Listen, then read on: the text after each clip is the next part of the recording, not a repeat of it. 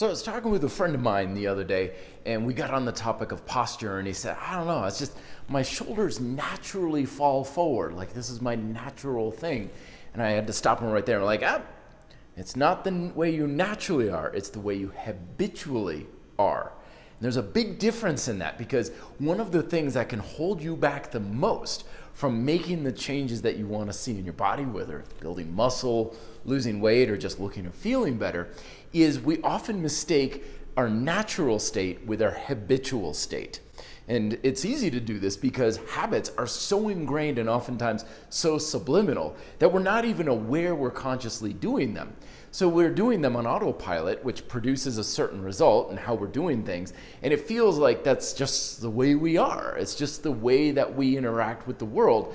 When the reality is it's a habit that we've developed over years of repetition.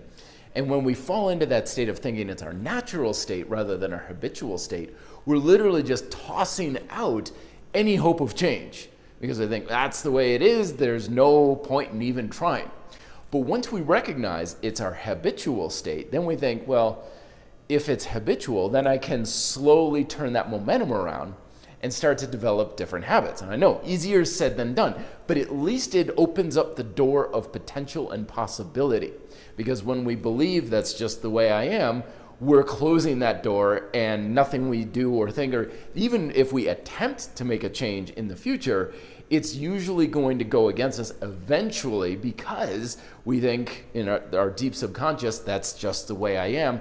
And the biggest job your subconscious has is to make sure that your reality matches your perception of your beliefs. So when you're looking at something you want to change, is it the way you really naturally are, or is it the way you habitually are? And take a look at what sort of habits you do, even subliminally or subconsciously throughout the day, that are contributing to that condition. Because the more you're aware of those, the more you can start to subtly change them. And then your natural state can go from one that you don't want to one that you do want.